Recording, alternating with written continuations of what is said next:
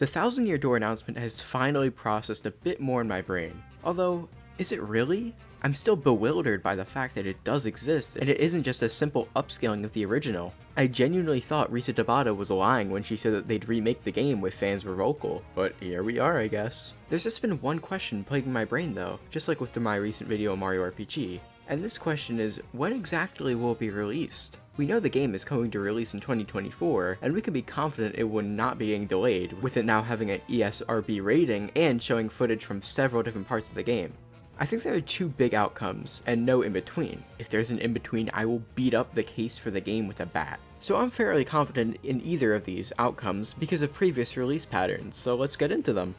This theory is a bit out there to some, but early 2024. Hear me out on this one. In June of 2023, we got a trailer for a brand new game, and the trailer was incredibly vague. No title, no name, not looking exactly finished. The majority of people interpreted this game to release in late 2024. They barely showed any or gave much information. How would it make sense for it to release so early in the year when they couldn't even give a release date? So then, the next Nintendo Direct, we got a whole trailer for the game including a March 2024 release. This game was Princess Peach Showtime, a game that not many would expect to release so soon after how it was presented in the first trailer. Even without this analogy, the main selling point of this theory is that the trailer for Thousand Year Door on Switch showed so much. It was about 2.5 minutes, which would be absurd for a game that's going to release late 2024. It just wouldn't make much sense. So I'm trying to say that because it's saved for the last announcement, that means it's much more likely to release further away. And while history somewhat does prove this to be true, it also somewhat doesn't. Just recently, in the June 2023 Direct, we got the final game announcement to be Super Mario Bros. Wonder, and by the time of this video's release, it recently came out. This is an insanely short gap of only about 4 months. The final announcements aren't something that's just far away from releasing, but obviously something that's so hyped that they're saving it for the end. But they usually have the actual announcement trailers for games at the end of the Direct, since the announcement itself would generate more hype than a standard trailer would. The only real outlier of this is, in recent memory, Tears of the Kingdom, which is an exception for a reason as it's genuinely such an anticipated release. What I'm trying to say is, just because a game is saved for last doesn't mean it'll be a while, which I probably didn't even need to explain. Outside of looking at Nintendo Directs overall, the trailer itself shows how finished this game is. We've seen footage from everywhere. Early game, mid game, closer to the late game. This is proof it's basically finished, possibly even been finished. We've seen finished games being held on to release for the sake of making a more clean and balanced out release schedule, which makes sense. I even emailed ESRB and asked them about how they handle rating remakes and if they do need to be rated again. ESRB said that new games generally require new ratings. Unless Nintendo somehow got an exception, they had to have rated it. But really, ratings mean a lot. The game was in a fully playable state for playtesters to go through and review. If that doesn't further scream basically finished, I don't know what does. If you still don't believe me, we can push this further. I think it's pretty clear at this point that the Paper Mario team at Intelligent Systems is always working on the next game, or at least concepting it. So this remake was likely in the works since the end of 2020, and remember, Origami King itself was definitely done for a while. It released around the peak of the pandemic, when Nintendo, and likely Intelligent Systems, could get literally no work done for a while. This game was definitely practically done for a while, and it's likely the same here with the Thousand Year Door remake. A game that, mind you, wouldn't require as much concepting and hardly as much work considering they're reusing the same story, text, designs, and so on. Still don't believe me? What other series does Paper Mario share about half their devs with? WarioWare. After Origami King, the majority of devs transitioned to Get It Together, and then after that was finished, in 2022 probably transitioned to the Thousand Year Door remake. If it's true that they finished this remake already, or is at least 80% finished, they could have sent the majority of the team right back to working on a new WarioWare, which is Move It. This one's a bit more out there, but it makes sense. Nintendo and Intelligent Systems likely want to capitalize off of the IR features on Joy-Cons and in general motion controls for the Switch before they lose their opportunity. Get It Together seems like it had a lot more content than Move It from what we've seen. Even then, Get It Together had a stronger marketing campaign and Move It barely had much of one. I'm not saying that the remake is 100% complete, but it is likely mostly done, so the teams that have moved onto this likely might have moved back to WarioWare. A pattern I've been seeing recently is that Nintendo is intentionally spacing out the releases of their games to one major title per month.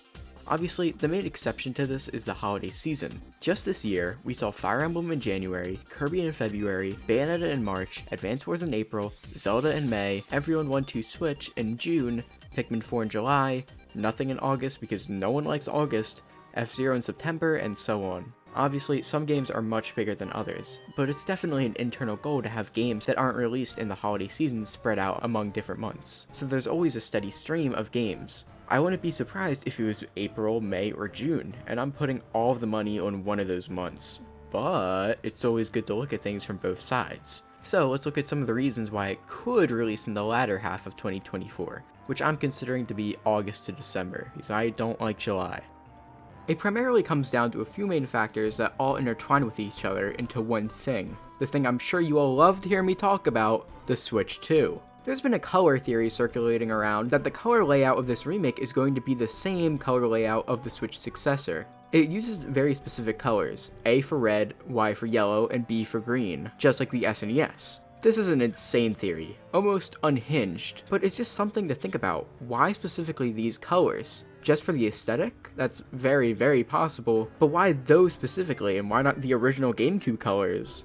Obviously, I'm not suggesting the game will only release on the successor to the Switch, as some people misunderstand this theory as, but it's released as a cross-gen title on both the Switch and its successor, and the color choices would make a bit more sense that way. Although, as I said, this isn't the best of evidence, so let's look at something much more reasonable. The act of finishing a product, but saving it for a content drought. Very simple in concept, and something Nintendo's been doing a lot with the Switch era. Unlike in the Wii U era, which barely had many games, not many were necessarily saved for later. So now with the Switch, we can understand how Nintendo's really utilizing this strategy to the fullest. As we talked about monthly releases, it's very clear certain games are just done and could release up to 6 months later. Look at Xenoblade 3, a game that was scheduled to release in September of 2022, but was soon pushed to July of 2022, switching spots with Splatoon 3 so that game could get more time in the oven and that released in September instead. Xenoblade 3 was clearly not rushed because of this, it was likely just practically finished by the announcement. Also, Paper Mario the Origami King. COVID hit Nintendo like a truck. They literally could barely get work done for weeks, and it's rumored many projects were internally delayed for months like Pikmin 3 Deluxe. But Origami King was still announced in May and released in July. It was definitely 97% finished by January. The game was even tested and debugged greatly, as I haven't heard or even seen a single major glitch or bug. Nintendo can and definitely is saving this remake for a specific time as proven by the rating. We just don't know when they're saving it for and if they want to fill out 2023 and save it for a cross-gen title to add more games to the Switch successor's launch. Hey, the Mario RPG Remake, another beloved Mario RPG being remade, is being released in the holiday season. If that performs great, which I'm sure it will, they might do the same with Thousand Year Door. Overall, I'm leaning with the early 2023 release date to help push sales for the Switch to reach their sales goals. Since we already have releases for the first 3 months of 2023, I'm leaning towards April, May, or June. We'll definitely see the marketing start with another trailer by the February 2024 Direct and get a release date. I'll bet on that. So when do you think the Thousand Year Door remake is releasing in 2024? Leave a comment and let me know. Any suggestions on what I should make a video on? Leave a comment! Want more exclusive updates on videos? Join the Discord server in the description below. Thank you for watching.